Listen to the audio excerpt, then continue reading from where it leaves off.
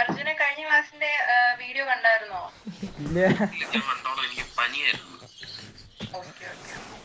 അത് കണ്ടിട്ട് ഡൗട്ട്സ് എന്തെങ്കിലും ഉണ്ടെങ്കിൽ ചോദിക്കണം കേട്ടോ.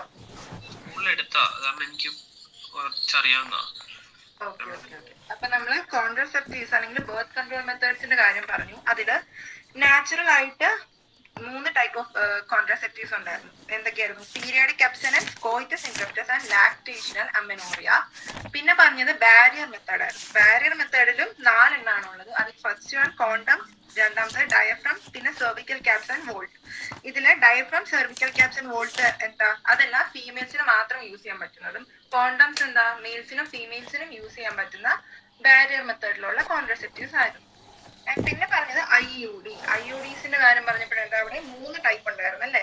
നോൺ മെഡിക്കേറ്റഡ്, CU റിലീസിങ് അല്ലെങ്കിൽ copper releasing and hormonal IUDs അല്ലെങ്കിൽ ഹോർമോൺ റിലീസിങ് IUDs ആയിരുന്നു നമ്മൾ പറഞ്ഞത്. ലിപ്പിൾസ് ലൂപ്പ് എന്തിന്റെ എക്സാമ്പിൾ ആയിരുന്നു? മെഡിക്കേറ്റഡ് അല്ലേ?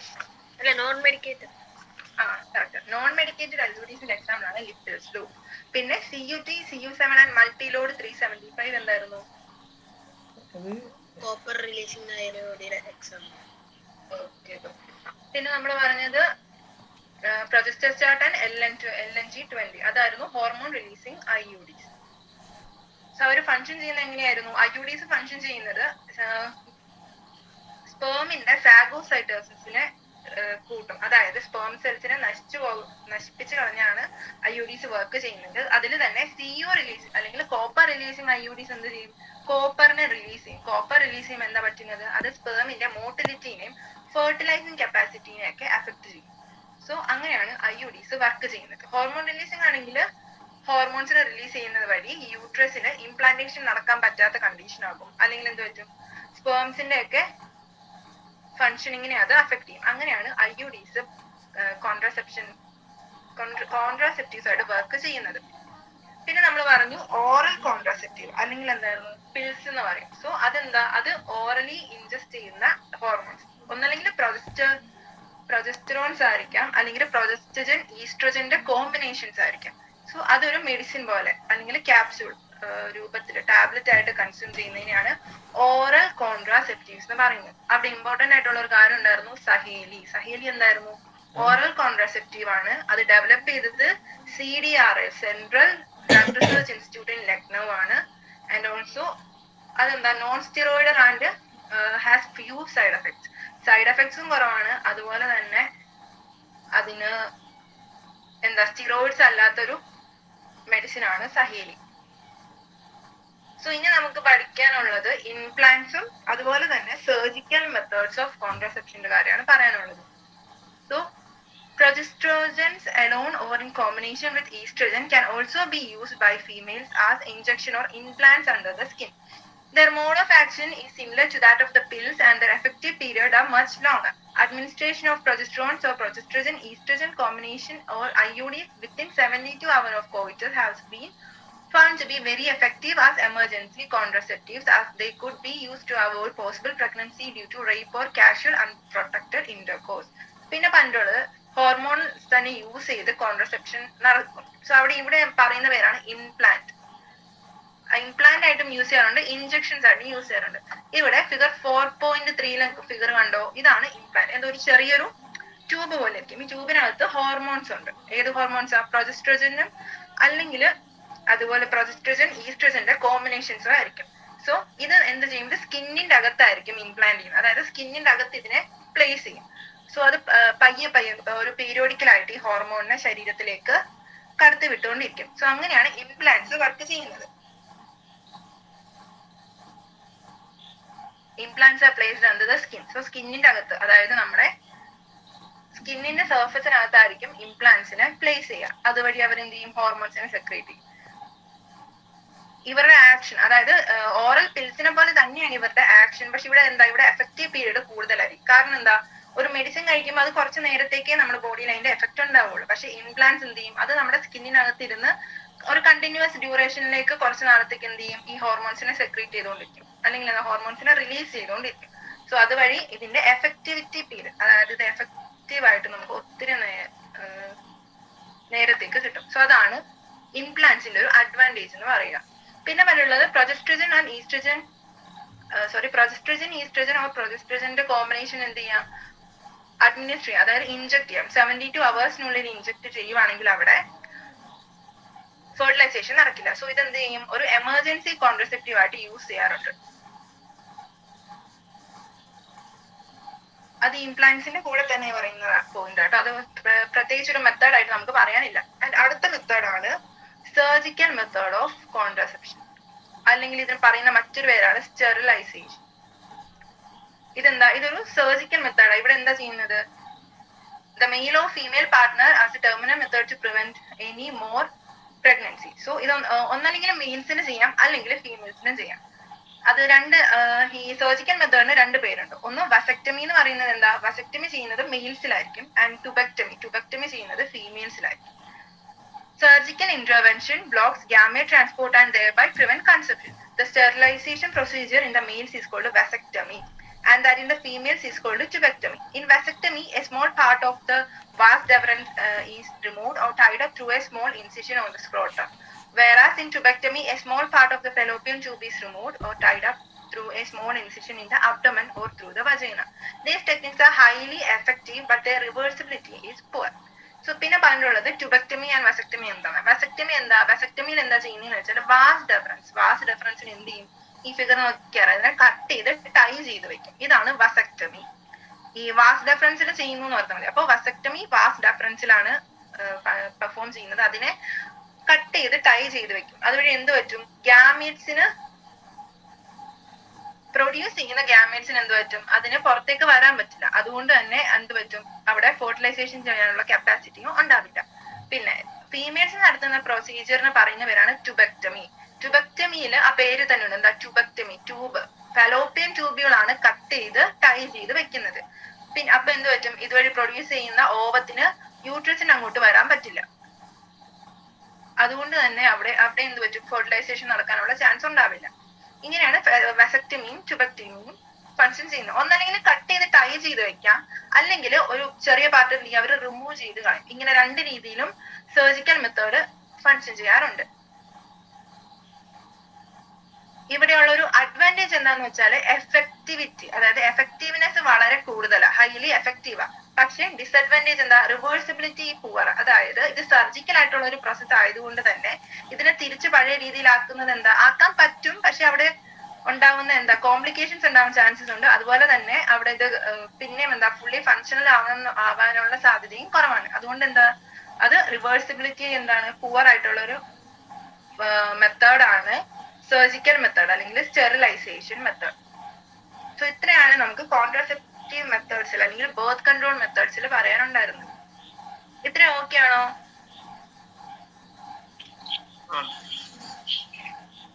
Okay.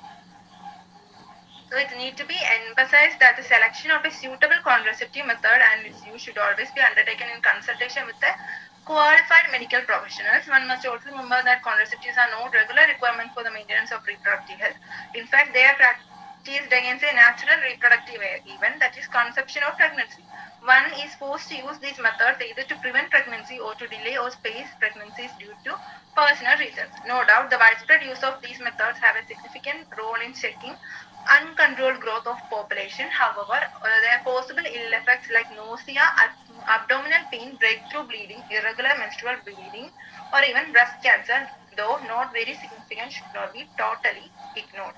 പിന്നെ പറഞ്ഞിട്ടുള്ളത് ഈ കോൺട്രസെപ്റ്റീവ്സ് കാരണം ഉണ്ടാകുന്ന ഇൽ എഫക്ട്, അതായത് അതിന്റെ ഡിസഡ്വാൻറ്റേജസ് ആണ് പറഞ്ഞിട്ടുള്ളത്. ഈ ലാസ്റ്റ് പാരഗ്രാഫിൽ ജസ്റ്റ് സമ്മറി ആയിട്ട് കൊടുത്തിട്ടുള്ളൂ. എന്താ, കോൺട്രസെപ്റ്റീവ്സ് യൂസ് ചെയ്യുന്നത് വഴി എന്ത് ചെയ്യാൻ പറ്റും, കൺസെപ്ഷൻ അല്ലെങ്കിൽ പ്രഗ്നൻസി പ്രിവെന്റ് ചെയ്യാൻ പറ്റും. അതുവഴി പ്രഗ്നൻസി ഡിലേ ചെയ്യാനും പറ്റും, അല്ലെങ്കിൽ 2 പ്രഗ്നൻസീസ് തമ്മിലുള്ള സ്പേസ് കൂട്ടുകയോ കുറയ്ക്കോ അത് കൺട്രോൾ ചെയ്യാനും പറ്റും. പിന്നെ പറഞ്ഞിട്ടുള്ളത് ഡിസഡ്വാൻറ്റേജസ് ഓഫ് കോൺട്രസെപ്റ്റീവ്സ് എന്തൊക്കെയാ, nausea, abdominal pain, breakthrough bleeding, irregular menstrual bleeding or breast cancer. ഇതൊക്കെ പോസിബിൾ ആയിട്ടുള്ള സൈഡ് എഫക്ട്സ് ആണ്.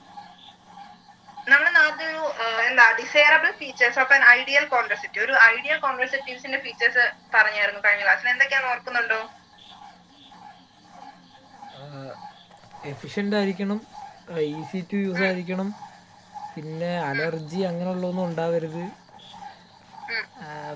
പിന്നെ ഇത്രയൊക്കെ അല്ലേ? അതെ അതെ കറക്റ്റ്. സോ യൂസർ ഫ്രണ്ട്ലി ആയിരിക്കണം, ഈസിലി അവൈലബിൾ ആയിരിക്കണം, എഫക്റ്റീവ് ആയിരിക്കണം, സൈഡ് എഫക്ട്സ് ഉണ്ടാവരുത്, and also non interfering with sexual desire. ഇതായിരുന്നു ഐഡിയൽ കോൺട്രസെപ്റ്റീവിന്റെ ഫീച്ചേഴ്സ്. അത് ഇമ്പോർട്ടന്റ് ആണ് കേട്ടോ, അത് ചിലപ്പോൾ ചോദിക്കാറുണ്ട്. പിന്നെ ഇൽ എഫക്ട്സ് അങ്ങനെ ചോദിച്ച് കണ്ടിട്ടില്ല, എന്നാലും നോക്കി വെച്ചേക്ക്. നോസിയ എന്ന് വെച്ചാൽ എന്താ? വൊമിറ്റിംഗ് ടെൻഡൻസി, അതിനാണ് നോസിയ എന്ന് പറയുന്നത്. പിന്നെ abdominal pain, breakthrough bleeding, irregular menstrual bleeding or even breast cancer. അതെന്താന്ന് വെച്ചാൽ എന്ത് പറ്റും, ഈ ഹോർമോണലായിട്ടുള്ള IUDസോ അല്ലെങ്കിൽ അതുപോലുള്ള കോൺട്രസെപ്റ്റീവ്സ് ഒക്കെ യൂസ് ചെയ്യുന്ന സമയത്ത് അത് മെൻസ്ട്രേഷനൊക്കെ അഫക്ട് ചെയ്യാനുള്ള ചാൻസസ് ഉണ്ട്. ഇത്രയായിരുന്നു ബർത്ത് കൺട്രോളിൽ പറയാനുള്ളത്. അടുത്ത ടോപ്പിക്കിലേക്ക് പോവാം. ഇതിന് ഒരു ചെറിയ നോട്ട് ആയിട്ടേക്കാവേ, ഡീറ്റെയിൽഡ് ആയിട്ടല്ല, ജസ്റ്റ് പോയിന്റ് ആയിട്ടുള്ളത്. സോ ഇനി അടുത്തതാണ് മെഡിക്കൽ ടെർമിനേഷൻ ഓഫ് പ്രഗ്നൻസി അല്ലെങ്കിൽ MTP. So intentional or voluntary termination of pregnancy before full term is called a medical termination of pregnancy or induced abortion. Nearly 45 to 50 million MTPs are performed in a year all over the world, which accounts to 1/5 of the total number of conceived pregnancies in a year.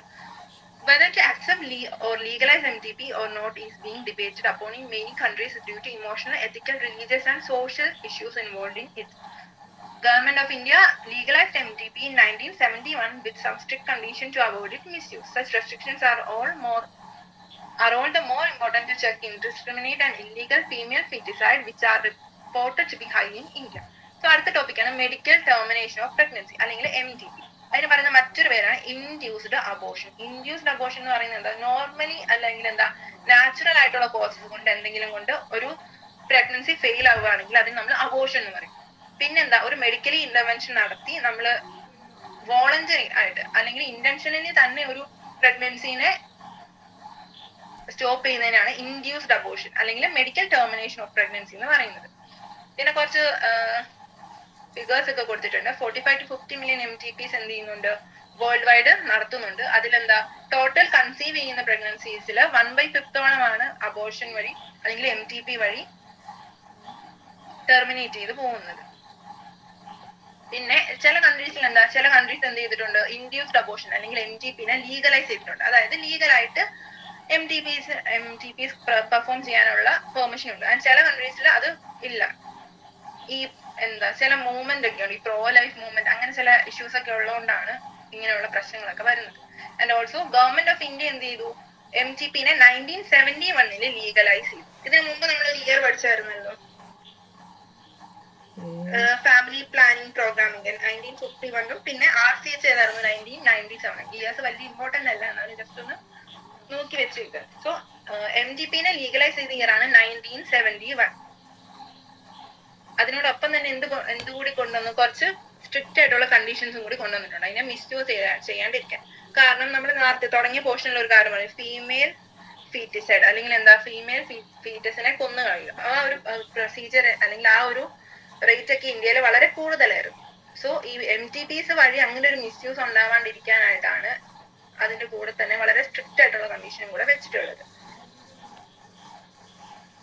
And also, why MTP? Obviously, the answer is to get rid of unwanted pregnancies, either due to casual unprotected intercourse or failure of the contraceptive use during coitus or rapes. MTPs are also essential in certain cases where continuation of the pregnancy could be harmful or even fatal either to the mother or to the fetus or both. So MTPs ഏതൊക്കെ കണ്ടീഷൻസിലാണ് MTPസിലേക്ക് പോകുന്നത്? So generally പറയുവാണെങ്കിൽ unwanted ആയിട്ടുള്ള പ്രഗ്നൻസീസിനെ terminate ചെയ്യാൻ വേണ്ടിയിട്ടാണ് MTPs use ചെയ്യുക. അതിന് reason ആയിട്ട് may be casual unprotected intercourse ആയിരിക്കാം, അല്ലെങ്കിൽ എന്താ കോൺട്രസെപ്റ്റീവ്സ് ഫെയിലിയർ ആയതുകൊണ്ടാവാം, അല്ലെങ്കിൽ റേപ്പ് അല്ലെങ്കിൽ സെക്ഷൽ അബ്യൂസ് കൊണ്ടും ആവാം. സോ ഈ 3 റീസൺസ് ആയിരിക്കും MTPസിലേക്ക് പ്രൊസീഡ് ചെയ്യാനായിട്ട് ഉണ്ടാവുന്നത്. ആൻഡ് ഓൾസോ ചില കേസസിൽ എന്ത് പറ്റും? ചില കേസസിൽ ഈ ഡെവലപ്പ് ചെയ്യുന്ന ആ ഫീറ്റസിന് എന്തെങ്കിലും നോർമലായിട്ട് വളരാൻ പറ്റാത്ത കണ്ടീഷനോ അല്ലെങ്കിൽ ആ ഫീറ്റസിന്റെ ഡെവലപ്മെന്റ് വഴി മദറിന്റെ ഹെൽത്തിന് എന്തെങ്കിലും ഇഷ്യൂസ് ഒക്കെ വരുന്ന കണ്ടുപിടിച്ചാൽ എന്ത് ചെയ്യും, MTPസിലേക്ക് കടത്താറുണ്ട്. സോ ചേച്ചി എന്തോ ഈ MTP നോർമൽ അബോർഷനുള്ള ഡിഫറൻസ് എന്താ? ഓക്കെ, നോർമൽ അബോർഷൻ എന്ന് വെച്ചാൽ എന്താ, നമ്മള് ഒരു പ്രഗ്നന്റ് ആയ ഒരു ലേഡിക്ക് വേറെ എക്സ്റ്റേണലി അവരായിട്ട് ഒന്നും ചെയ്യാതെ എന്തെങ്കിലും വേറെ എന്തെങ്കിലും ഇഷ്യൂസ് കൊണ്ട്, ചിലപ്പോൾ എന്തെങ്കിലും ആക്സിഡൻസ് ഉണ്ടാവുന്നതുകൊണ്ടായിരിക്കാം, അങ്ങനെ എന്തെങ്കിലും പ്രശ്നം കൊണ്ട് അബോർഷൻ ആയി പോവുകയാണെങ്കിൽ അതിനെന്ത് പറയാം, അത് നോർമൽ അബോർഷൻ എന്ന് പറയും. എന്തുകൊണ്ട്, അവര് ആ പ്രഗ്നൻസിനെ മുന്നോട്ട് കൊണ്ടുപോകാനായിരുന്നു ഉദ്ദേശിച്ചിരുന്നത്, പക്ഷെ മറ്റെന്തെങ്കിലും കാരണങ്ങൾ കൊണ്ട് അത് പറ്റിയില്ല. അതിനെയാണ് നോർമലി അബോർഷൻ എന്ന് പറയുന്നത്. ഇവിടെ അവർക്ക് മേ ബി ആ പ്രഗ്നൻസിനെ കണ്ടിന്യൂ ചെയ്യാനായിട്ട് പറ്റിയേനെ, പക്ഷെ അവരെന്ത് ചെയ്തു, അവര് വോളണ്ടറി ആയിട്ട് അവരായിട്ടൊരു തീരുമാനം എടുത്തു, ഇത് കണ്ടിന്യൂ ചെയ്യേണ്ടെന്നൊരു തീരുമാനം എടുക്കുന്ന സമയത്താണ് അവിടെ ഇൻഡ്യൂസ്ഡ് അബോർഷൻ അല്ലെങ്കിൽ മെഡിക്കൽ ടെർമിനേഷൻ ഓഫ് പ്രഗ്നൻസി എന്ന് പറയുന്നത്. മനസ്സിലായോ അത്? Okay.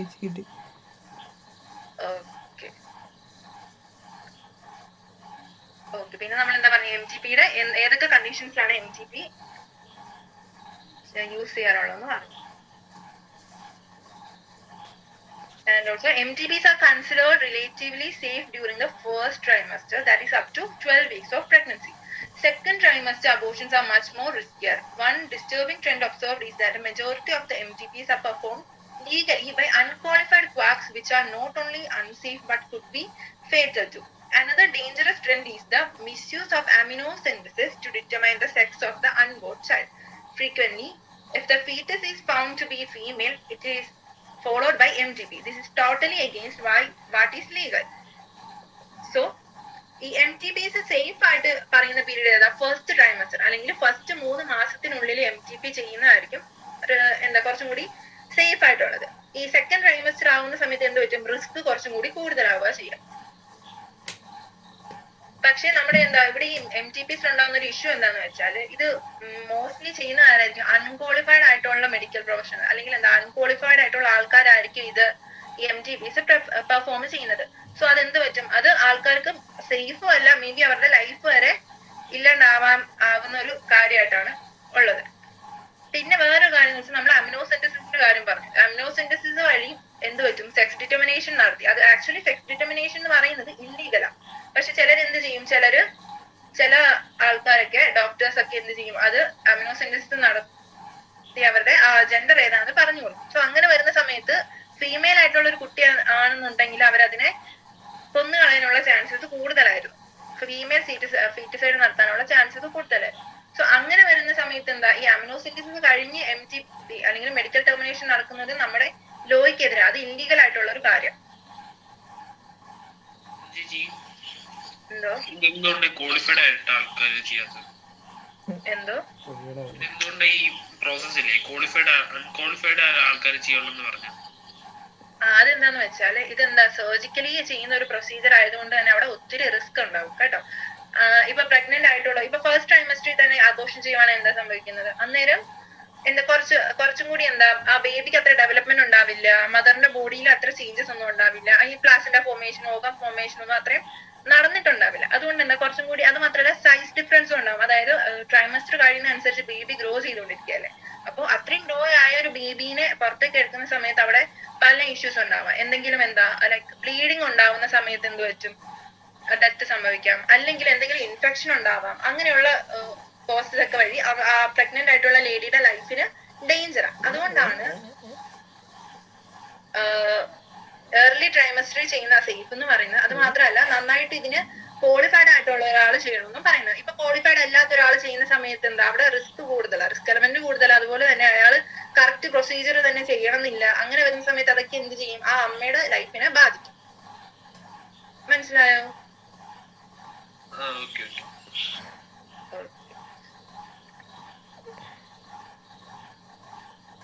And also such practices should be avoided because these are dangerous both for the young mother and the fetus. Effective counseling on the need to avoid unprotected coitus and the risk factors involved in illegal abortions, as well as providing more healthcare facilities, could reverse the mentioned unhealthy trend. So ഈ ഒരു MTPsനെ അതെങ്ങനെയാണോ intended ആയിട്ടുള്ളത് ആ രീതിയിൽ തന്നെ use ചെയ്യാനായിട്ട് എന്ത് ചെയ്യണം, effective counselling കൊടുക്കണം. അതുപോലെ തന്നെ ഹെൽത്ത് കെയർ ഫെസിലിറ്റീസും കൂട്ടണം. ആൻഡ് ഓൾസോ ഈ ഇല്ലീഗൽ ആയിട്ട് അല്ലെങ്കിൽ എന്താ ക്വാളിഫൈഡ് ആയിട്ട് അല്ലാത്ത ആൾക്കാരെ കൊണ്ടും അല്ലെങ്കിൽ ലേറ്റ് ആയിട്ടുള്ള ട്രൈമസ്റ്റേഴ്സ്, അതായത് സെക്കൻഡോ തേർഡോ ട്രൈമസ്റ്ററിലൊക്കെ ചെയ്യുന്ന MTPs ഒക്കെ വളരെ ഡേഞ്ചറസ് ആണ്. സോ അതൊക്കെ അവോയ്ഡ് ചെയ്യാനും ശ്രമിക്കണം. പിന്നെ ഇവിടെ ഒരു ഒരു സൈഡിൽ ഒരു ബോക്സ് കൊടുത്തിട്ടുണ്ട്, മെഡിക്കൽ ടെർമിനേഷൻ ഓഫ് പ്രഗ്നൻസി അമെൻമെന്റ് ആക്ട് 2017. സോ നമ്മുടെ government of India abortion act അതിന് ആദ്യം ലീഗലൈസ് ചെയ്തത് 1971 ആ ലോയിനെ എന്ത് ചെയ്തു, 2017 ആയപ്പോ അതൊന്നും കൂടെ പുതുക്കി, അല്ലെങ്കിൽ കുറച്ച് കാര്യങ്ങളും കൂടെ അതിനകത്ത് ആഡ് ചെയ്തു. സോ 12th വീക്ക് വരെ ഉള്ള പ്രഗ്നൻസി, അതായത് act of 2071 enacted by government with the intention of reducing the incidence of illegal abortions and consequent maternal mortality morbid. So illegal ആയിട്ടുള്ള അബോർഷൻസിന് കുറയ്ക്കാനും അതുപോലെ തന്നെ ഈ അബോർഷൻസ് വഴി ഉണ്ടാകുന്ന മെറ്റേണൽ മോർട്ടലിറ്റി റേറ്റ് അതൊക്കെ റെഡ്യൂസ് ചെയ്യാൻ വേണ്ടിട്ട് എന്ത് ചെയ്തു, ഈ ലോയെ ഒന്ന് പുതുക്കി അമെൻഡ് ചെയ്തു. സോ ഇപ്പൊ ഈ ആക്ട് വെച്ച് പറയുന്നതെന്ന് വെച്ചാൽ 12 വീക്ക് വരെയുള്ള പ്രഗ്നൻസീസ് മെഡിക്കൽ പ്രാക്ടീഷണർ അല്ലെങ്കിൽ ഡോക്ടറിന്റെ ഒപ്പീനിയനിൽ അബോർട്ട് ചെയ്യാൻ പറ്റും. ഇനി ഇൻ കേസ് 12 വീക്സിന് മുകളിലാണ് പക്ഷെ 24 വീക്സിന് താഴെയാണെങ്കിൽ 2 ഡോക്ടേഴ്സിന്റെ ഒപ്പീനിയൻ എടുത്തിട്ട് മാത്രമേ ചെയ്യാൻ പറ്റുള്ളൂ. അതായത് കുറച്ചും കൂടി കോംപ്ലിക്കേഷൻസ് കൂടുക അവിടെ. ഇത് ഈ MTPs ചെയ്യാനുള്ള ഏതൊക്കെ സാഹചര്യങ്ങളായിരിക്കണം, പ്രഗ്നൻസി കണ്ടിന്യൂ ചെയ്താൽ അവിടെ പ്രഗ്നന്റ് വിമന്റെ ലൈഫിന് എന്തെങ്കിലും റിസ്ക് ഉണ്ടാവും, അല്ലെങ്കിൽ എന്തെങ്കിലും ഇഞ്ചുറി അങ്ങനെയുള്ള ഇഷ്യൂസ് ഉണ്ടാവണം, അല്ലെങ്കിൽ ആ കുട്ടി ജനിക്കുന്ന കുട്ടിക്ക് എന്തെങ്കിലും പൊട്ടൻഷ്യൽ ആയിട്ടുള്ള ഇഷ്യൂസ് അല്ലെങ്കിൽ എന്തെങ്കിലും റിസ്ക് ലൈക്ക് മെന്റൽ അല്ലെങ്കിൽ ഫിസിക്കൽ അബ്നോർമാലിറ്റീസ് ഒക്കെ ഉണ്ടാവുന്ന കേസസിലും MTPs ചെയ്യാനായിട്ടുള്ള പെർമിഷൻ കൊടുത്തിട്ടുണ്ട്. സോ ഒന്നല്ലെങ്കിൽ മദറിന്റെ ലൈഫിന് എന്തെങ്കിലും ഇഷ്യൂ ഉണ്ടാവണം, അല്ലെങ്കിൽ ഉണ്ടാവുന്ന ആ ചൈൽഡിന്റെ ലൈഫിന് എന്തെങ്കിലും ഇഷ്യൂ ഉണ്ടെങ്കിൽ മാത്രമേ MTPs മുമ്പോട്ട് ക്യാരി ചെയ്യാനായിട്ട് ഗവൺമെന്റ് അനുവദിച്ചിട്ടുള്ളൂ. ക്ലിയർ അല്ലേ അത്?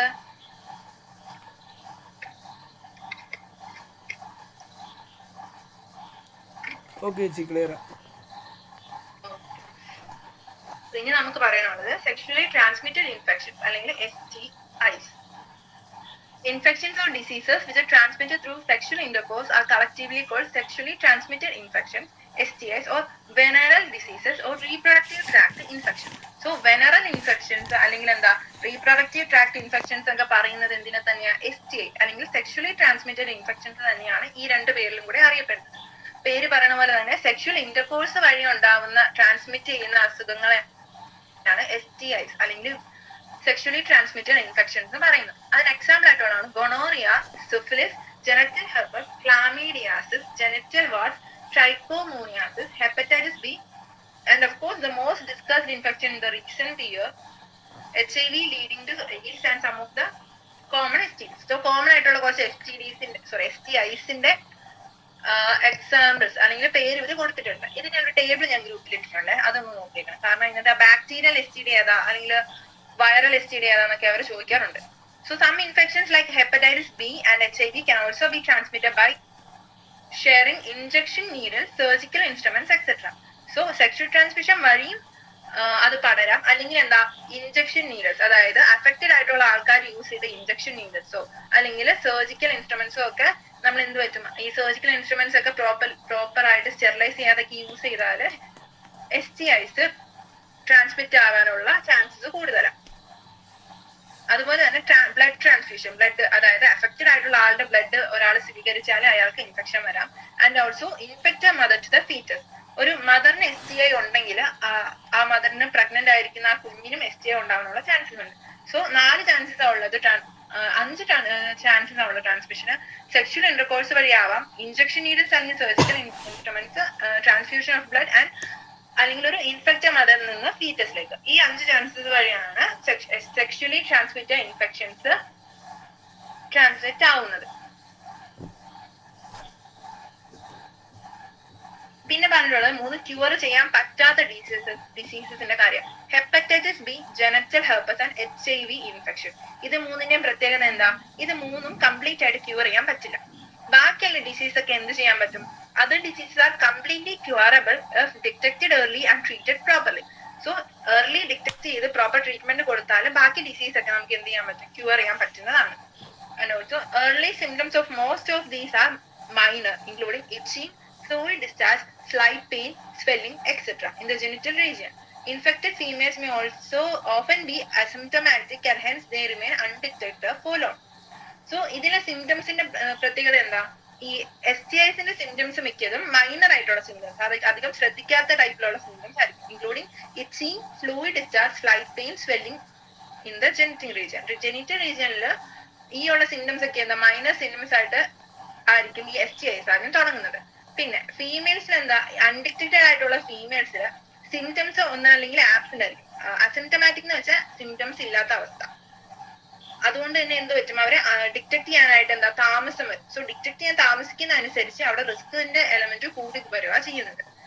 Then absence or less significant symptoms in the early stages of infection and the social stigma attached to the STIs deter the infected person from going for timely detection and proper treatment. So ഈ ആദ്യത്തെ തുടക്ക സമയത്ത് തന്നെ എന്ത് പറ്റും, അവിടെ symptoms minor ആവുന്നതുകൊണ്ട് തന്നെ ഈ STIs വന്നാൽ അത് ടൈംലി ഡിറ്റക്ട് ചെയ്യാനും അതിന് പ്രോപ്പർ ട്രീറ്റ്മെന്റ് കിട്ടാനും ഒക്കെ താമസം വരും. This could lead to complications later, which include pelvic inflammatory disease, abortions, stillbirth, ectopic pregnancies, infertility, or even cancer of the reproductive tract. So, ഈ STIs ട്രീറ്റ് ചെയ്യാതിരുന്നാൽ എന്തൊക്കെ ഡിസീസസ് വരാനുള്ള chance ഉണ്ട്? ബാക്കി പിന്നീടുള്ള സമയത്ത് pelvic inflammatory disease, abortions, still birth എന്ന് വെച്ചാൽ എന്താ, പ്രഗ്നൻസി ഫുൾ ടൈം കംപ്ലീറ്റ് ചെയ്യും, പക്ഷെ ജനിക്കുന്ന കുഞ്ഞിന് ജീവനില്ലാത്ത കുഞ്ഞായിരിക്കും, അതിനെയാണ് സ്റ്റിൽ ബർത്ത് എന്ന് പറയാം. ആൻഡ് എക്ടോപിക് പ്രഗ്നൻസി നമ്മൾ നേരത്തെ ഒരു ക്ലാസ്സിൽ പറഞ്ഞാലേ എന്തായിരുന്നു, നോർമലി ഇംപ്ലാന്റ് ചെയ്യപ്പെടുന്നത് യൂട്രസ് അല്ലാത്ത ഏതെങ്കിലും പാർട്ടിൽ ആ ഫെർട്ടിലൈസ് ആയിട്ടുള്ള ആ ട്രോപ്പോബ്ലാസ്റ്റ് അല്ലെങ്കിൽ ആ ബ്ലാസ്റ്റോസിൽ ഇംപ്ലാന്റ് ആവുകയാണെങ്കിൽ അവിടെ ഉണ്ടാകുന്ന കണ്ടീഷനാണ് എക്ടോപിക് പ്രഗ്നൻസി. ഒന്നല്ലെങ്കിൽ അതെന്താ, ഒന്നല്ലെങ്കിൽ ഫാലോപ്പിൻ ട്യൂബുകളിൽ വെച്ച് ആ ചൈൽഡ് ഗ്രോ ചെയ്ത് ഡെവലപ്പ് ചെയ്ത് വരാം, അങ്ങനെയുള്ള കണ്ടീഷൻസിനൊക്കെയാണ് എക്ടോപിക് പ്രഗ്നൻസീസ് എന്ന് പറയാം. And then infertility or even cancer of the reproductive tract. So ഇതൊക്കെയാണ് STIs കാരണം ഉണ്ടാകാൻ ചാൻസസ് ഉള്ള complication. STIs are a major threat to a healthy society. Therefore, prevention or early detection and cure of these diseases are given prime consideration under the reproductive healthcare programs. Though all persons are vulnerable to these infections, their incidence are reported to be very high among persons in the age group of 15 to 24 years, the age group of which you also belong. There is no reason to panic because prevention is possible. പിന്നെ പറഞ്ഞിട്ടുള്ളത് എന്താ, early ഡിറ്റക്ഷനും അല്ലെങ്കിൽ എന്താ പ്രിവെൻഷനും വഴി എന്താ നമുക്ക് ഈ diseases spread ചെയ്യുന്നത് കുറയ്ക്കാൻ പറ്റും. പിന്നെ ഏറ്റവും വൾണറബിൾ ആയിട്ടുള്ള അല്ലെങ്കിൽ ഈ ഡിസീസസ് വരാൻ ചാൻസ് ഉള്ള ഏജ് ഗ്രൂപ്പ് ആയിട്ട് പറയുന്നത് 15 to 24 years ആണ്. പിന്നെ പറഞ്ഞിട്ടുള്ളത് STIs പ്രിവെന്റ് ചെയ്യാനുള്ള മെത്തേഡ്സിനെ കുറിച്ച് പറഞ്ഞിട്ടുള്ളത്. One could be free of these infections by following the simple principles given here. Avoid sex with unknown partners or multiple partners. Always try to use condoms during coitus. And in case of doubt, one should go to a qualified doctor for early detection and get complete treatment if diagnosed with infection. So, 3 steps are പറഞ്ഞിട്ടുള്ളത്. ഒന്ന്, avoid sex with unknown partners or multiple partners. രണ്ടാമത് എന്താ, try to use condoms during coitus. നമ്മൾ പറഞ്ഞതില് sexually transmitted ഡിസീസസിനെയും കൂടി ഇല്ലാണ്ടാക്കാൻ പറ്റുന്ന ഒരേ ഒരു contraceptive ആണ് കോണ്ടം. ആൻഡ് എന്താ എന്തെങ്കിലും സിംറ്റംസ് ഒക്കെ ഉണ്ടെങ്കിൽ ഡോക്ടറിനെ വിസിറ്റ് ചെയ്യണം. നേരത്തെ തന്നെ ഡോക്ടറിനെ വിസിറ്റ് ചെയ്താൽ ഇത് കംപ്ലീറ്റ് ആയിട്ട് ക്യൂർ ചെയ്യാൻ പറ്റും. ഇത്രയാണ് STIs അല്ലെങ്കിൽ സെക്ഷുവലി ട്രാൻസ്മിറ്റഡ് ഡിസീസസിൽ പറയാനുള്ളത്. പിന്നെ ഇതിൽ ആദ്യം കൊടുത്തിരിക്കുന്ന hepatitis B, genital herpes and HIV infection, ഇതൊന്ന് ഓർത്ത് വെച്ചേക്കണം. കാരണം എന്താ, അത് നമുക്ക് ട്രീറ്റ് ചെയ്യാൻ പറ്റാത്ത അസുഖങ്ങളാണ് ഇത് മൂന്ന് അസുഖം വന്നാൽ അതിന് കംപ്ലീറ്റ്ലി നമുക്ക് ക്യൂർ ചെയ്യാൻ പറ്റില്ല. ബാക്കി അസുഖങ്ങളൊക്കെ എന്താ, അതൊക്കെ ക്യൂർ ചെയ്യാൻ പറ്റുന്നത്. പിന്നെ വേറൊരു എന്താന്ന് വെച്ചാല് വൈറൽ ഡിസീസസും ബാക്ടീരിയൽ പ്രോട്ടോസോവൻ, 3 ടൈപ്പാണ് STIs ഉള്ളത്. അതിൽ വൈറൽ ഡിസീസ് ഏതൊക്കെയാ, AIDS, genital herpes and hepatitis B. ഇത് 3ഉം വൈറസ് കാരണം ഉണ്ടാവുന്ന അസുഖങ്ങളാണ്. ഇവിടെ പറഞ്ഞിട്ടുണ്ട് hepatitis B, genital herpes and AIDS അല്ലെങ്കിൽ HIV. ഇത് 3ഉം എന്തായിരിക്കും, ഇത് 3ഉം വൈറസ് കൊണ്ടുണ്ടാകുന്ന ഡിസീസസ്. പിന്നെ ബാക്ടീരിയ മൂലം ഉണ്ടാവുന്നതാണ് ഇവിടെ പറഞ്ഞിട്ടുള്ള gonorrhoea, syphilis and chlamydiasis. So ക്ലാമീഡിയാസിസും ഗൊണോറിയയും സിഫിലിസും എന്താ, അത് 3ഉം ബാക്ടീരിയൽ ഡിസീസസ് ആണ്. പിന്നെ അവസാനമായിട്ടുള്ള ഒരു ട്രൈക്കോമോണിയാസിസ് എന്ന് പറയുന്നത് പ്രോട്ടോസോവൻ മൂലം ഉണ്ടാവുന്ന ഒരു ഡിസീസാണ്. അതും കൂടി ഒന്ന് ഓർത്തിരുന്നാൽ മതി കേട്ടോ. ക്ലിയർ ആണോ ഇത് ചേച്ചി?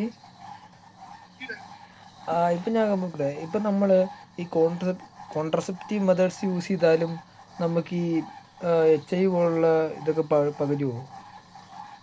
ആ ലൈക്ക് അതല്ല, കോണ്ടംസ് യൂസ് ചെയ്യുവാണെങ്കിൽ HIV അല്ലെങ്കിൽ സെക്ഷലി ട്രാൻസ്മിറ്റഡ് ഇൻഫെക്ഷൻ പടരില്ല. പക്ഷെ ബാക്കി ടൈപ്പ് ഓഫ് കോൺട്രസെപ്റ്റീവ്സ് യൂസ് ചെയ്യുവാണെങ്കിൽ അവിടെ HIVസിന്റെ റിസ്ക് ഉണ്ട്. കാരണം എന്താ, ഈ HIV ഉണ്ടാവാനായിട്ടുള്ള ചാൻസസ് എന്താ, transfusion of blood, infected mother, surgical instrument, injection needle and sexual intercourse, ഈ 5 കോഴ്സസ് വഴിയാണ് STIs ട്രാൻസ്മിറ്റ് ചെയ്യുന്നത്. ബാക്കിയുള്ള കോൺട്രസെപ്റ്റീവ് മെത്തേഡ്സിലൊക്കെ എന്താ, അവിടെ ഈ ബോഡി സെക്രീഷൻസിനെ അവിടെ തടഞ്ഞു നിർത്തുന്നില്ല. സോ അത് വരുന്നത് ഏതാ, ബാരിയർ മെത്തേഡിലെ തന്നെ കോണ്ടംസ് യൂസ് ചെയ്യുമ്പോൾ മാത്രമാണ് എന്താ സെക്ഷലി ട്രാൻസ്മിറ്റഡ് ഇൻഫെക്ഷനും കൂടി ഇൻഫെക്ഷനിൽ നിന്നും കൂടി പ്രൊട്ടക്ഷൻ കിട്ടുന്നത്. ഈ ഒരു സെന്റൻസ് അത് ഇമ്പോർട്ടന്റ് ആട്ടോ. ഒരു minute. Protecting the user from contracting STIs and AIDS. ഈ എയ്ഡ്സ് എന്നൊക്കെ പറഞ്ഞാൽ ഇങ്ങനെയുള്ള രോഗങ്ങളൊക്കെ നമ്മുടെ ഈ ഫ്ലൂയിഡ്സ്, ബോഡി ഫ്ലൂയിഡ്സ് എന്നൊക്കെയാണ് പകരുന്നത്. എന്ന് വെച്ച് കഴിഞ്ഞാൽ ഇപ്പം സ്വെറ്റി എന്നൊക്കെ പകരും. എന്തോ സ്വെറ്റ്, വേർപ്പ് ഇല്ല, സ്വെറ്റിലൊന്നും പടരില്ല. ഓ, ഇങ്ങനെയുള്ള ഫ്ലൂയിഡ്സ് ഒക്കെ മ്യൂക്കസ്, സീമൻ അതുപോലെയുള്ള ബോഡി ഫ്ലൂയിഡ്സ് അല്ലെ ബോഡി സെക്രീഷൻസ് നിന്നായിരിക്കും HIV പോലുള്ള അസുഖങ്ങളൊക്കെ പടരുന്നത്. ക്ലിയർ ആയിട്ട് കുഴപ്പമില്ല. ഓക്കെ, പിന്നെ HIV ഫുൾ ഫോം എല്ലാവർക്കും അറിയാവോ? HIV ഫുൾ ഫോം എന്ന് പറഞ്ഞു കഴിഞ്ഞാ അതെ പറയാ, എനിക്ക് അറിയായിരുന്നു. Human immuno virus. ഒരു ഒറ്റ ടൈം കൂടെ ഉണ്ട്, human immuno deficiency virus. So ഇതിന് HIV എന്ന് പറയുന്നത് എന്താ, അത് ആ കോസ് ചെയ്യുന്ന രോഗാണുവിന് അല്ലെങ്കിൽ ആ വൈറസിന് പറയുന്ന പേരാണ് HIV, human immuno deficiency virus. അതെന്തുകൊണ്ട് അങ്ങനെ പറയുന്നത്, ഈ അസുഖം, ഈ എയ്ഡ്സ് വന്നു കഴിഞ്ഞാൽ അവരുടെ ഇമ്മ്യൂൺ സിസ്റ്റത്തിനാണ് ഡാമേജ് വരിക, അല്ലെങ്കിൽ ഇമ്മ്യൂൺ സിസ്റ്റത്തിലെ ഇമ്മ്യൂണിറ്റിയാണ് കുറയുന്നത്. അവർക്കപ്പം എയ്ഡ്സ് വന്നാൽ മരിക്കുന്നത് എങ്ങനെയായിരിക്കും, വേറെ എന്തെങ്കിലും മാരകമായിട്ടുള്ള അസുഖം പെട്ടെന്ന് അവരുടെ ഇമ്മ്യൂൺ സിസ്റ്റത്തിനെ അറ്റാക്ക് ചെയ്യും, അങ്ങനെയായിരിക്കും അവർ മരിച്ചു പോകും.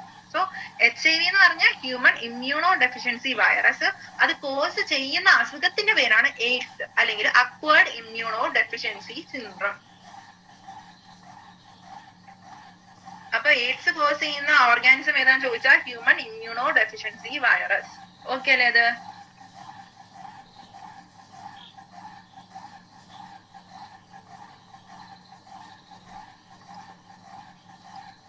നമുക്ക് ഇനിയുള്ളത് ഇൻഫെർട്ടിലിറ്റി. ഇതിലെ ലാസ്റ്റ് ടോപ്പിക് ആട്ടോ. ഇതിനകത്ത് പക്ഷെ കുറച്ച് ഇമ്പോർട്ടന്റ് ആയിട്ടുള്ള കാര്യങ്ങൾ പഠിക്കാനുണ്ട്. Infertility. A discussion on reproductive health is incomplete without mentioning the infertility. Large number of couples all over the world, including India, are infertile. That is, they are unable to produce children in spite of unprotected sexual cohabitation. The reason for this could be many physical, congenital diseases, drugs, immunological or even psychological. So, infertility എന്ന് വെച്ചാൽ എന്താ, ഒരു കപ്പിളിന് അവർക്ക് normally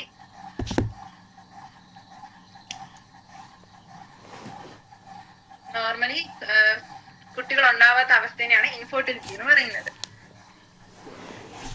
and ഇതിന്റെ causes ആയിട്ട് ഇവർ പറഞ്ഞിട്ടുള്ളത് physical ആയിരിക്കാം, കൺജനിറ്റൽ എന്ന് വെച്ചാൽ എന്താ, ജനറ്റിക് ആയിട്ടുള്ളതായിരിക്കാം, അല്ലെങ്കിൽ എന്തെങ്കിലും അസുഖങ്ങൾ മൂലമോ അല്ലെങ്കിൽ ഡ്രഗ്സിന്റെ യൂസ് കാരണമോ ഒരു ഇമ്മ്യൂണോളജിക്കൽ അല്ലെങ്കിൽ സൈക്കോളജിക്കൽ ആയിട്ടുള്ള ഇഷ്യൂസ് കാരണം ഇൻഫെർട്ടിലിറ്റി ഉണ്ടാകും.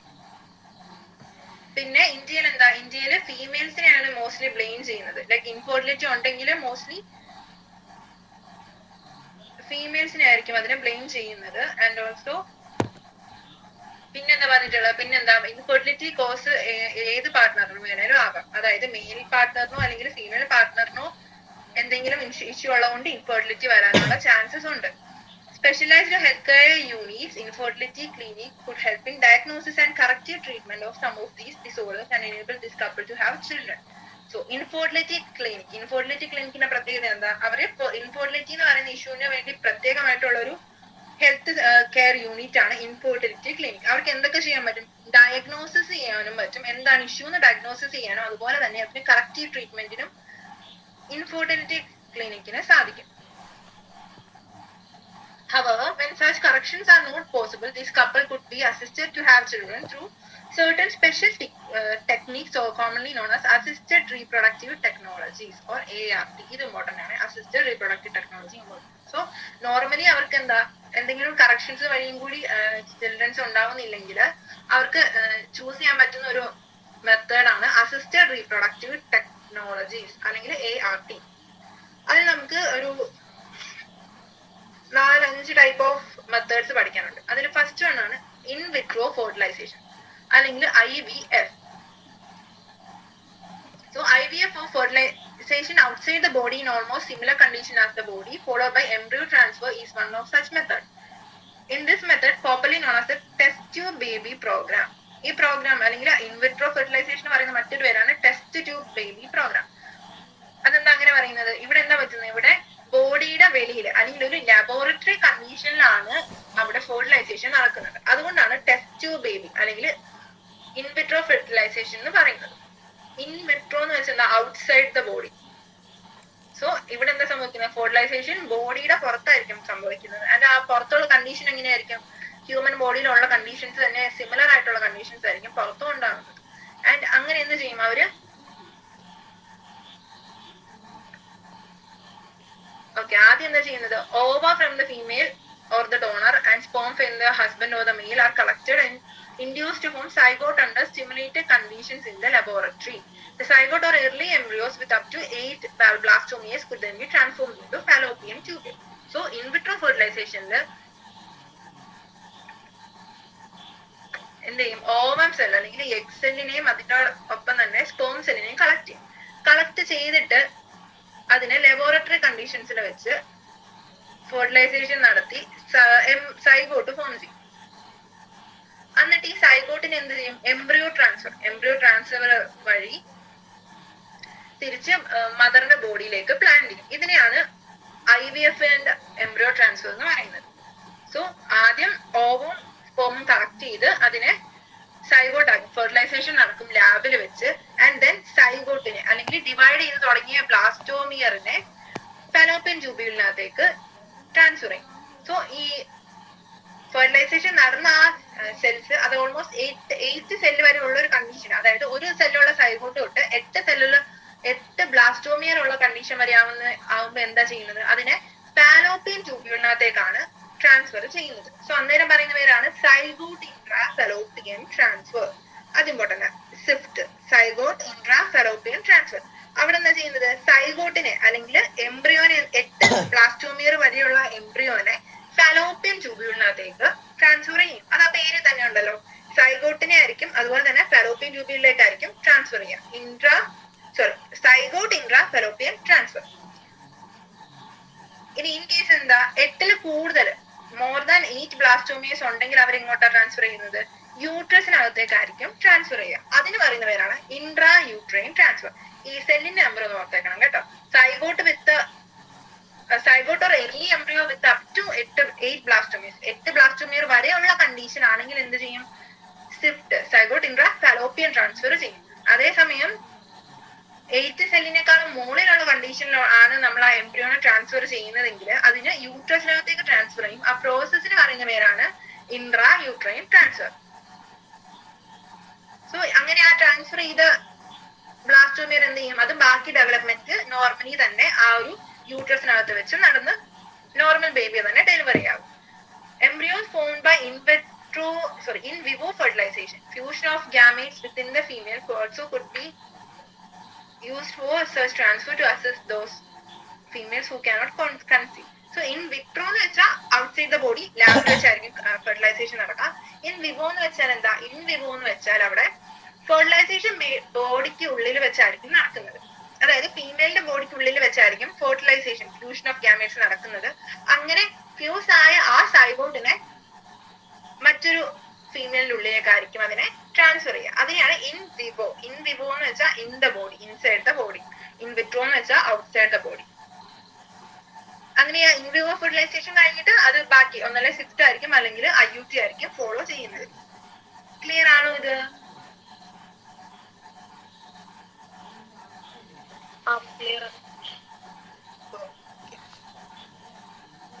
സോ അതായിരുന്നു ഇൻ വിട്രോ ഫെർട്ടിലൈസേഷൻ. പിന്നെ പിന്നെ പറയുന്നത് gamete intra fallopian transfer. Gamete intra fallopian transfer അല്ലെങ്കിൽ gift.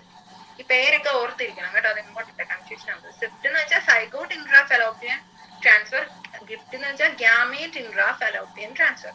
So transfer of an ovum collected from a donor into the fallopian tube of another female who cannot produce one but can provide suitable environment for fertilization and further development is another method attempted.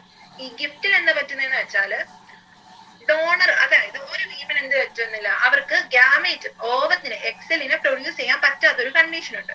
അപ്പൊ എന്ത് ചെയ്യും, ഒരു ഡോണറിൽ നിന്ന് ഒരു എക്സലിനെ collect ചെയ്തിട്ട് അതിനെ ഫീമെയിലിന്റെ, അതായത് ആ ഓവത്തിന് പ്രൊഡ്യൂസ് ചെയ്യാൻ പറ്റാത്ത ഫീമെയിലിന്റെ ഫെലോപ്പിയൻ ട്യൂബിനകത്തേക്ക് പ്ലേസ് ചെയ്യും. സോ അങ്ങനെ ചെയ്യുന്ന പ്രോസസ് ആണ് ഗാമേറ്റ് ഇൻട്രോ ഫെലോപ്പിയൻ ട്രാൻസ്ഫർ. പിന്നെ ഇവിടെ വേറൊരു കാര്യം ഓർക്കേണ്ടത് എന്താ, ഈ പ്രോസസ്സ് ചെയ്യുന്ന ലേഡിക്ക് എന്തായിരിക്കും, അവർക്ക് ഗാമേറ്റ് പ്രൊഡ്യൂസ് ചെയ്യാൻ പറ്റിയില്ലെങ്കിലും അവർക്ക് ബാക്കി പ്രഗ്നൻസി കണ്ടിന്യൂ ചെയ്യാൻ, അല്ലെങ്കിൽ ബാക്കി ഫെർട്ടിലൈസേഷന് വേണ്ടിയുള്ള ആയിട്ടുള്ളതൊക്കെ ആയ കണ്ടീഷൻസ് ഒക്കെ പ്രൊവൈഡ് ചെയ്യാൻ പറ്റണം. അതായത് സ്യൂട്ടബിൾ എൻവയോൺമെന്റ് പ്രൊവൈഡ് ചെയ്യാൻ പറ്റും, പക്ഷെ ഗാമേറ്റ് പ്രൊഡ്യൂസ് ചെയ്യാൻ പറ്റില്ല. അങ്ങനെ ഒരു കണ്ടീഷനിലാണ് ഗിഫ്റ്റ് അല്ലെങ്കിൽ ഗാമേറ്റ് ഇൻട്രാ ഫെലോപ്പിയൻ ട്രാൻസ്ഫർ ചെയ്യുന്നത്. ഒരു മിനിറ്റ്.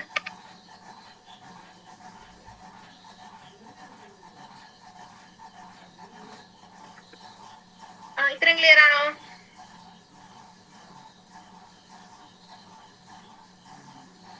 ക്ലിയർ ആണ്.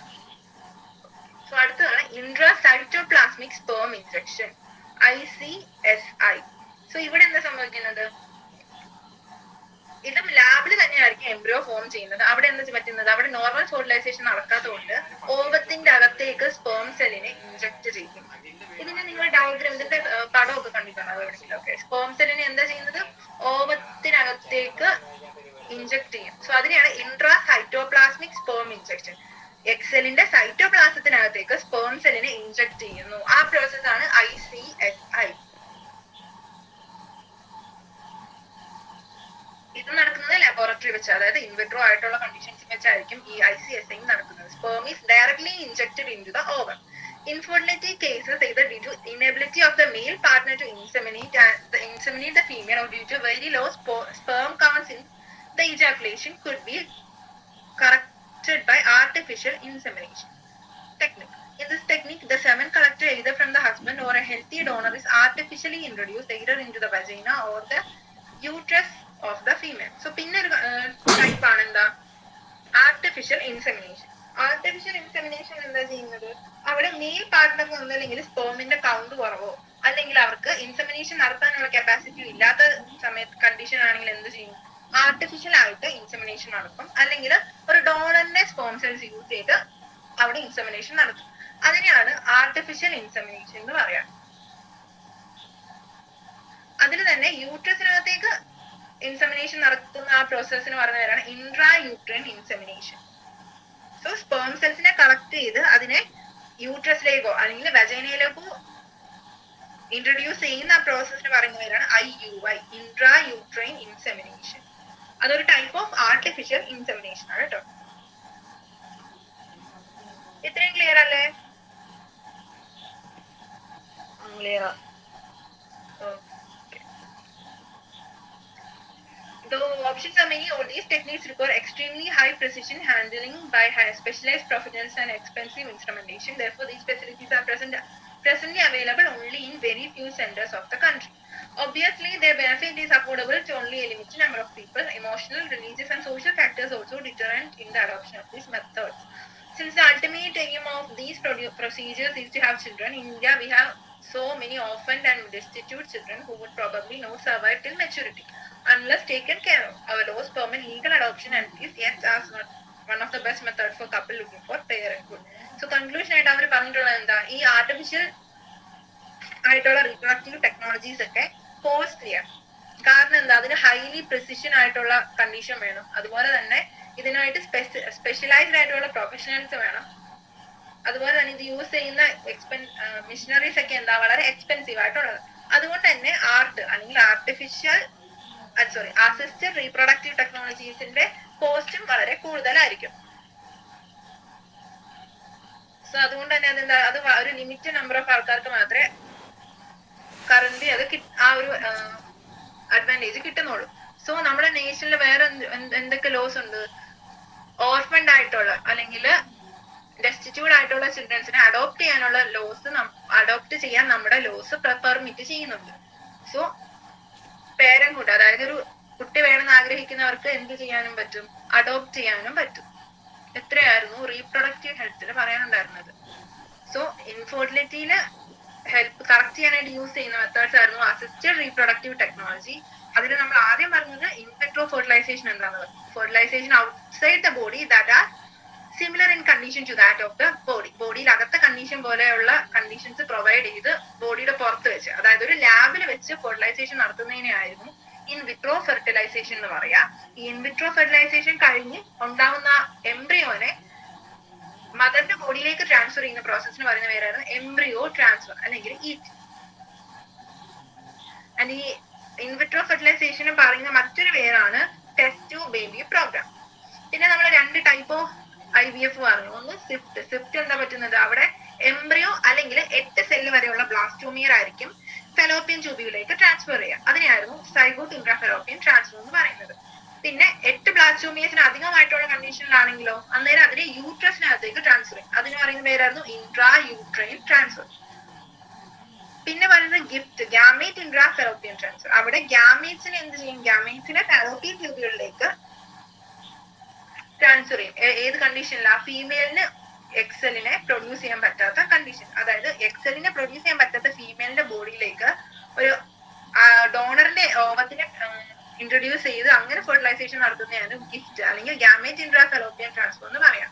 പിന്നെ പറഞ്ഞു ഇൻട്രാ സൈറ്റോപ്ലാസ്മിക് സ്പേം ഇഞ്ചക്ഷൻ. എന്ത് ചെയ്യും? എക്സലിന്റെ അകത്തേക്ക് ലാബ് കണ്ടീഷൻസിൽ ലബോറട്ടറി കണ്ടീഷൻസിൽ വെച്ച് ഒരു സ്പേം സെല്ലിനെ ഇൻജക്ട് ചെയ്ത് ഫെർട്ടിലൈസേഷൻ ആർട്ടിഫിഷ്യലി നടത്തും. അതായിരുന്നു ICSI. And then artificial insemination. Artificial insemination എന്താ? ആർട്ടിഫിഷ്യലി അല്ലെങ്കിൽ കളക്ട് ചെയ്ത് സ്പേം സെൽസിനെ യൂട്രസിനകത്തേക്ക് ഇൻട്രൊഡ്യൂസ് ചെയ്ത് അല്ലെങ്കിൽ ഇൻട്രാ യൂട്രൈൻ ഇൻസെമിനേഷൻ വഴി ഫെർട്ടിലൈസേഷൻ നടത്തുന്നതിനായിരുന്നു ആർട്ടിഫിഷ്യൽ ഇൻസെമിനേഷൻ എന്ന് പറയുന്നത്. ക്ലിയർ ആയ ഈ ഭാഗം?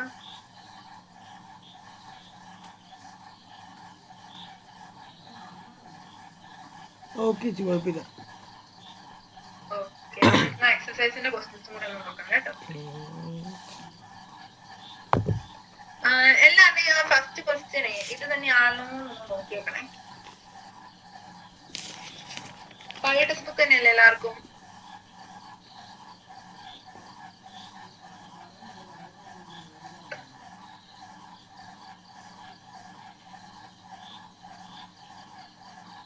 ഈ ക്വസ്റ്റ്യൻ തന്നെ ചേച്ചി, ഇത് തന്നെയാ. വേറെ പുതിയ ടെക്സ്റ്റ് ബുക്കിൽ ഉണ്ടെന്നറിയത്തില്ല. എൻ്റെ കയ്യിലൊക്കെ പഴയ ബുക്കാ. ഈ ക്വസ്റ്റ്യൻ തന്നെ അതിനകത്ത്. ഓക്കെ. സോ ഫസ്റ്റ് വൺ എന്താ? Okay. So what do you think is the significance of reproductive health in a society? നമ്മൾ നേരത്തെ തുടക്കത്തിൽ തന്നെ പറഞ്ഞു റീപ്രൊഡക്റ്റീവ് ഹെൽത്തിന്റെ ആവശ്യകത എന്താ അല്ലെങ്കിൽ അതിന്റെ ഇമ്പോർട്ടൻസ് എന്തായിരുന്നു? ആദ്യം തന്നെ റീപ്രൊഡക്റ്റീവ് ഹെൽത്തിന്റെ ഡെഫിനിഷൻ പറയണം. Social, emotional and physical wellbeing of A person in all aspect of reproduction. അതായിരുന്നു റീപ്രൊഡക്റ്റീവ് ഹെൽത്തിന്റെ ഡെഫിനിഷൻ. പിന്നെ നമ്മൾ എന്തൊക്കെ പറയാം? റീപ്രൊഡക്റ്റീവ് ഹെൽത്ത് ഇംപ്രൂവ് ചെയ്യുന്നത് വഴി STIs പ്രിവെന്റ് ചെയ്യാൻ പറ്റും. അതുപോലെ തന്നെ ആൾക്കാരുടെ ജീവിത നിലവാരം കൂട്ടാൻ പറ്റും. എങ്ങനെ? പോപ്പുലേഷൻ എക്സ്പ്ലോഷനെ കൺട്രോൾ ചെയ്യാനായിട്ട് റീപ്രൊഡക്റ്റീവ് ഹെൽത്ത് ഇംപ്രൂവ് ചെയ്യുന്നത് വഴി പറ്റും. അങ്ങനെയുള്ള കാര്യങ്ങളൊക്കെയാണ് ഫസ്റ്റ് ക്വസ്റ്റ്യനിൽ പറയാനുള്ളത്. പിന്നെ ചോദിച്ചിട്ടുള്ളത് suggest the aspect of reproductive health which need to be given special attention in the present scenario. ഇപ്പോഴത്തെ സിനാറിയോ അല്ലെങ്കിൽ ഇപ്പോഴത്തെ സമയത്ത് എന്ത് ആസ്പെക്റ്റിനാണ് സ്പെഷ്യൽ അറ്റൻഷൻ കൊടുക്കേണ്ടത്? ഒന്ന് എന്താ? അവയർനെസ് ക്രിയേറ്റ് ചെയ്യണം. പിന്നെ ആൾക്കാരെ റീപ്രൊഡക്റ്റീവ് ഓർഗൻസ്, അതുപോലെ തന്നെ സെക്ഷലി ട്രാൻസ്മിറ്റഡ് ഡിസീസസ് അതുപോലെയുള്ള കാര്യങ്ങളിലൊക്കെ ആൾക്കാർക്ക് അവയർനെസ് ക്രിയേറ്റ് ചെയ്യുക. റീപ്രൊഡക്ഷൻ ആൻഡ് ചൈൽഡ് ഹെൽത്ത് കെയറിനെ കുറിച്ച് അവയർനെസ് ക്രിയേറ്റ് ചെയ്യുക. പിന്നെ സ്കൂളുകളിലൊക്കെ സെക്സ് എഡ്യൂക്കേഷൻ തുടങ്ങുന്നത് വഴി മിസ്കൺസെപ്ഷൻസും മിത്സും ഒക്കെ ഇറാഡിക്കേറ്റ് ചെയ്യാൻ പറ്റും. പിന്നെ ബർത്ത് കൺട്രോൾ ഓപ്ഷൻസിനെ കുറിച്ചൊക്കെ ആൾക്കാർക്ക് അവയർനെസ് കൊടുക്കുക. ഇതൊക്കെയാണ് റീപ്രൊഡക്റ്റീവ് ഹെൽത്തിന്റെ ആസ്പെക്റ്റിൽ നമുക്ക് അറ്റൻഷൻ കൊടുക്കേണ്ട റീജിയൻസ്. ആൻഡ് പിന്നെ ചോദിച്ചിട്ടുള്ളത് ഈ sex education necessary in schools why. ഇപ്പൊ പറഞ്ഞ കാര്യങ്ങൾ തന്നെ എന്താ മിസ്കൺസെപ്ഷൻസും മിത്സും ഒക്കെ പ്രിവെന്റ് ചെയ്യാൻ പറ്റും. അതുപോലെ തന്നെ അഡോളസെൻസ് റീപ്രൊഡക്റ്റീവ് ഓർഗൻ അങ്ങനെയുള്ള കാര്യങ്ങളൊക്കെ അഡോളസെന്റ് ആയിട്ടുള്ള ആൾക്കാർക്ക് അവയർനെസ് കൊടുക്കാൻ പറ്റും. സെക്ഷലി ട്രാൻസ്മിറ്റഡ് ഡിസീസസ് ഒക്കെ കുറയ്ക്കാൻ പറ്റും. കാരണം എന്താ നമ്മൾ പറഞ്ഞു 15 to 24 ഇയേഴ്സിലുള്ള ആൾക്കാർക്കായിരുന്നു STIs ഒക്കെ കൂടുതൽ വരാനായിട്ടുള്ള ചാൻസ്. സോ അതൊക്കെ കുറയ്ക്കാനായിട്ട് സെക്സ് എഡ്യൂക്കേഷൻ സ്കൂൾസിൽ തുടങ്ങുന്നത് വഴി പറ്റും. Then നാലാമത്തെ question, do you think that the reproductive health in our country has improved in the past 50 years? If yes, mention some areas of improvement. So നമുക്ക് എന്തൊക്കെ പറയാം? നമ്മൾ നേരത്തെ പറഞ്ഞായിരുന്നല്ലോ മറ്റേ ഇമ്മ്യൂണൈസേഷൻ വാക്സിനേഷൻ പ്രോഗ്രാം ഒക്കെ കൊണ്ടുവന്നു. ബെറ്റർ ഹെൽത്ത് കെയർ കണ്ടീഷൻസ് വന്നതുകൊണ്ട് തന്നെ MMR മെറ്റേണൽ മോർട്ടലിറ്റി റേറ്റും IMR ഇൻഫന്റ് മോർട്ടലിറ്റി റേറ്റും ഒക്കെ കുറഞ്ഞു. ആൾക്കാരുടെ ഹെൽത്ത് കണ്ടീഷൻസ് ഒക്കെ കൂടി. പിന്നെന്താ ഗവൺമെന്റ് അവയർനെസ് പ്രോഗ്രാംസ് ഒക്കെ നടത്തുന്നത് വഴി റീപ്രൊഡക്റ്റീവ് ഹെൽത്ത് ഇംപ്രൂവ് ആയിട്ടുള്ള കാര്യങ്ങളൊക്കെ പറയാൻ പറ്റും. What are the suggested reason for population explosion? Population എക്സ്പ്ലോഷന്റെ റീസൺ നമ്മൾ പറഞ്ഞത് എന്തായിരുന്നു? Decline in the death rate, ആൾക്കാരുടെ മരണ നിരക്ക് കുറഞ്ഞു. എന്തുകൊണ്ട്? ഹെൽത്ത് കെയർ ഫെസിലിറ്റീസ് ഒക്കെ ഇംപ്രൂവ് ആയി. അതുപോലെ തന്നെ മറ്റേണൽ മോർട്ടിലിറ്റി റേറ്റ് കുറഞ്ഞു ആൻഡ് ഓൾസോ ഇൻഫന്റ് മോർട്ടിലിറ്റി റേറ്റും കുറഞ്ഞു. ആൻഡ് പിന്നെ increase in the number of people in the reproductive age. ഈ 4 റീസൺസ് ആയിരുന്നു പോപ്പുലേഷൻ എക്സ്പ്ലോഷൻ അതിനുള്ള കാരണങ്ങൾ. പിന്നെ ചോദിച്ചിട്ടുള്ളത് is the use of contraceptives justified? Give reasons. ഇപ്പൊ പറഞ്ഞു തന്നെ എന്താ പോപ്പുലേഷൻ എക്സ്പ്ലോഷനെ ഒക്കെ പ്രിവെന്റ് ചെയ്യാനായിട്ട് കോൺട്രസെപ്റ്റീവ് അല്ലെങ്കിൽ ബർത്ത് കൺട്രോൾ വഴി പറ്റും. And then removal of gonads cannot be considered as a contraceptive opinion. Why? Removal of gonads എന്ന് വെച്ചാൽ എന്താ? സെക്സ് ഓർഗൻ, അതായത് ടെസ്റ്റിസ് മെയിലിലെയും ഫീമെയിലെ ഓവറി റിമൂവ് ചെയ്യുന്നത് ഒരു കോൺട്രാസെപ്റ്റീവ് ഓപ്ഷൻ ആയിട്ട് പറയാൻ പറ്റാത്തത് എന്തുകൊണ്ടാണ് ചോദിച്ചിട്ടുണ്ട്. അതെന്തുകൊണ്ടാ? നമ്മുടെ ബോഡിയില് സെക്സ് ഓർഗൻസിന്റെ ഫംഗ്ഷൻ എന്തായിരുന്നു? ഗ്യാമേറ്റ് ഫോർമേഷൻ ആണ്. അതിന്റെ കൂടെ തന്നെ വേറൊരു ഫംഗ്ഷൻ കൂടി ഉണ്ടായിരുന്നു. ഹോർമോണ് സെക്സ് ഹോർമോൺസിനെ പ്രൊഡ്യൂസ് ചെയ്യാന്ന് ഒരു ഫംഗ്ഷനും കൂടി എന്തുണ്ടായിരുന്നു? ഗോണാഡ്സിന് അല്ലെങ്കിൽ സെക്സ് ഓർഗൻസിന് ഉണ്ടായിരുന്നു. സോ സെക്സ് ഓർഗൻസ് റിമൂവ് ചെയ്യുന്ന സമയത്ത് ഗ്യാമേറ്റ്സ് ഫോം ചെയ്യില്ല. ഓക്കെ, അത് നമുക്ക് കോൺട്രസെപ്റ്റീവ് ആയിട്ട് ചൂസ് ചെയ്യാം. പക്ഷെ എന്ത് പറ്റും?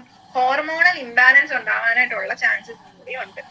അതുകൊണ്ടാണ് ഗോണാഡ്സ് റിമൂവ് ചെയ്യാതെ അതിന്റെ പാത്ത് അല്ലെങ്കിൽ സ്പേമ എഗ്ഗും തമ്മിൽ മീറ്റ് ചെയ്യുന്ന കണ്ടീഷൻ അവിടെ ഇല്ലാതാക്കി നമ്മൾ കോൺട്രസെപ്ഷൻ അങ്ങനെ ഇല്ലാതാക്കുന്നത് കോൺട്രസെപ്റ്റീവ് മെത്തേഡ് ആയിട്ട് യൂസ് ചെയ്യും. Amniocentesis for sex determination is banned in our country. Is this ban necessary? നമ്മൾ പറഞ്ഞു എന്താ ഫീമെയിൽ ഫീറ്റിസൈഡ് ഉണ്ടാവാനായിട്ടുള്ള കാരണം കൂടാനായിട്ടുള്ള കാരണമൊക്കെ ആവും. അതുകൊണ്ടാണ് അമിനോസെന്റസിസ് ബാൻ ചെയ്തിട്ടുള്ളത് എന്നൊക്കെ പറഞ്ഞു. ഇപ്പൊ അമിനോസിന്തസിന് പകരം ഉപയോഗിക്കുന്ന ഒരു മെത്തേഡാണ് CVS, കോറിയോണിക് വില്ലൈ സാമ്പിളിംഗ്. അങ്ങനെ ഒരു മെത്തേഡാണ് ഇപ്പൊ യൂസ് ചെയ്യുന്നത്. അവിടെ എന്താ? അവിടെ കോറിയോണിക് വില്ലയുടെ സാമ്പിളിൽ നിന്നാണ് ആ ബേബിക്ക് എന്തെങ്കിലും ജനറ്റിക് ആയിട്ട് എന്തെങ്കിലും ഇഷ്യൂസ് ഉണ്ടോ, ഡെവലപ്മെന്റ് നോർമൽ ആണോ എന്നൊക്കെ അറിയുന്നത്.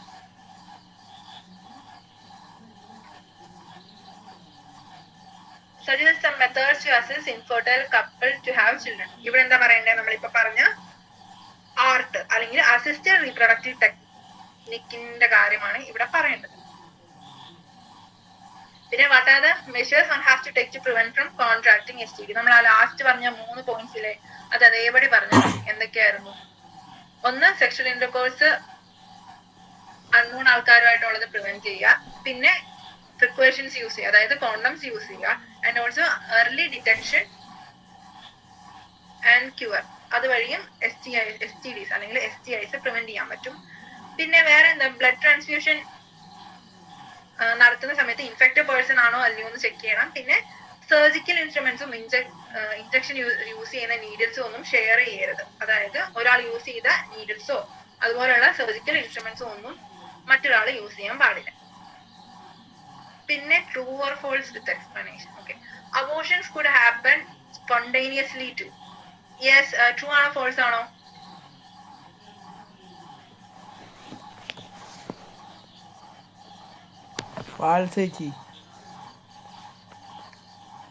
ഫോൾസ് ആണോ? സ്പോണ്ടേനിയസ് ആയിട്ട് പെട്ടെന്ന് അബോർഷൻസ് ഉണ്ടാവാനുള്ള ചാൻസ് ഇല്ലേ?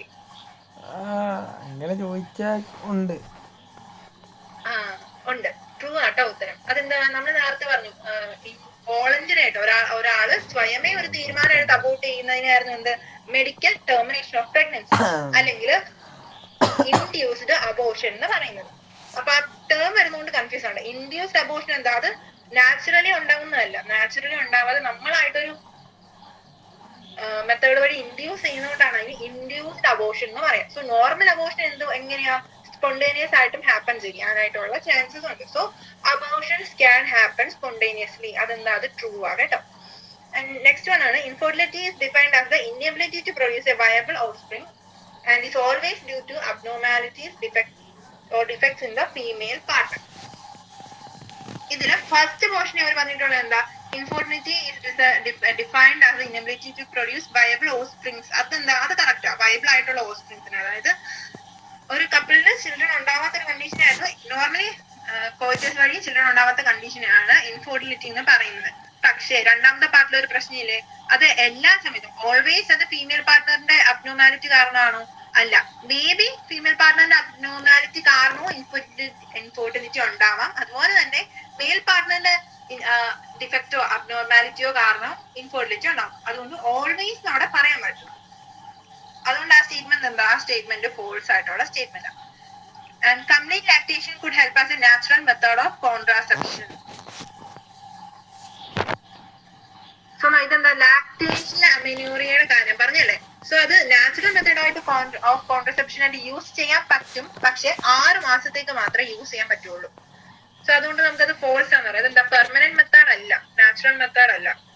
ഐ മീൻ നാച്ചുറൽ മെത്തേഡ് ആണ്, പക്ഷെ പെർമനന്റ് മെത്തേഡ് അല്ല. 6 മാസത്തേക്ക് ലാക്ടേഷണൽ അമിനോറിയ വഴി കോൺട്രാസെപ്ഷൻ ആയിട്ട് ഫങ്ഷൻ ചെയ്യത്തുള്ളൂ. സോ അത് ഫോൾസ് ആണ്. And creating awareness about sex-related aspect is an effective method to improve reproductive health of the people. ഇത് ട്രൂ ആണോ ഫോൾസ് ആണോ?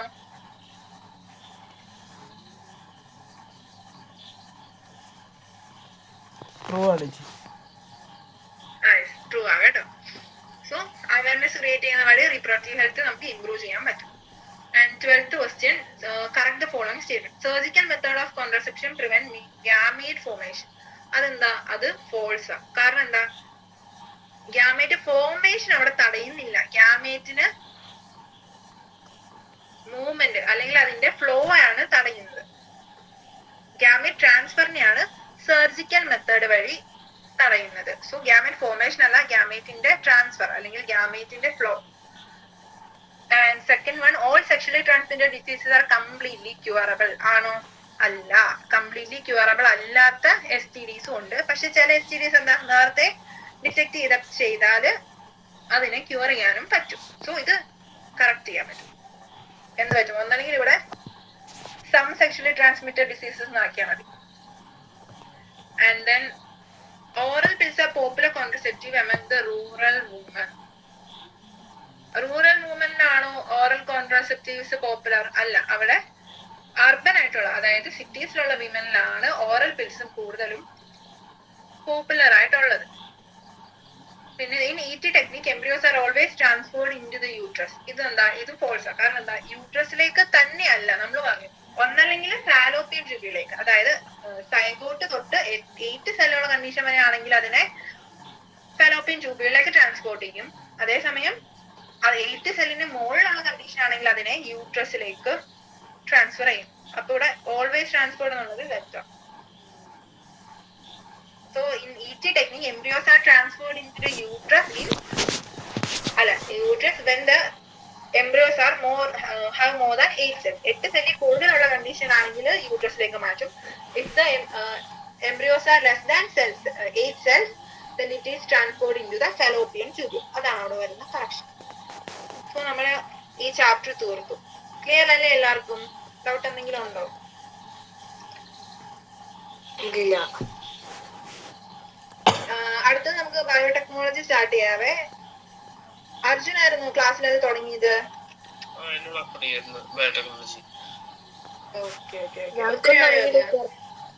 തുടങ്ങിയതല്ലേ? ഓക്കെ. അപ്പൊ നമുക്ക് ഓക്കെ അത് സ്റ്റാർട്ട് ചെയ്യാവേ. ഞാൻ ICSIയുടെ ഒരു ഇമേജ് കാണിച്ചു തരാം.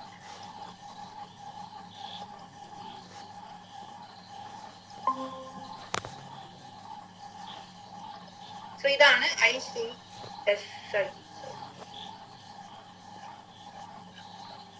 ഇവിടെ എന്താ ചെയ്യുന്നത്, എക്സെല്ലിനെ എടുത്തിട്ട് അവര് ഒരു ചെറിയ നീഡിലിനകത്തേക്ക് സ്പേം സെല്ലിനെയും കൂടെ എടുത്തിട്ട് എഗിന്റെ സൈറ്റോപ്ലാസത്തിലേക്ക് ഇൻജെക്ട് ചെയ്യും. ഇതാണ് ICSI. ഇത് കംപ്ലീറ്റ്ലി ലാബിൽ ചെയ്യുന്ന ഒരു പ്രോസസ്സാണ്. ഇത് ചെയ്ത് കഴിഞ്ഞിട്ട് പിന്നെ എംബ്രിയോ ട്രാൻസ്ഫർ നടത്തി യൂട്രസിനകത്തേക്ക് മാറ്റും.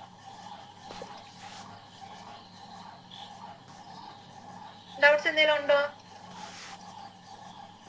ഇല്ലേച്ചി. ഓക്കെ, എങ്കിൽ നമുക്ക് കൺക്ലൂഡ് ചെയ്യാം കേട്ടോ. അപ്പൊ ഓക്കെ, ശരി, good night. Okay, good night.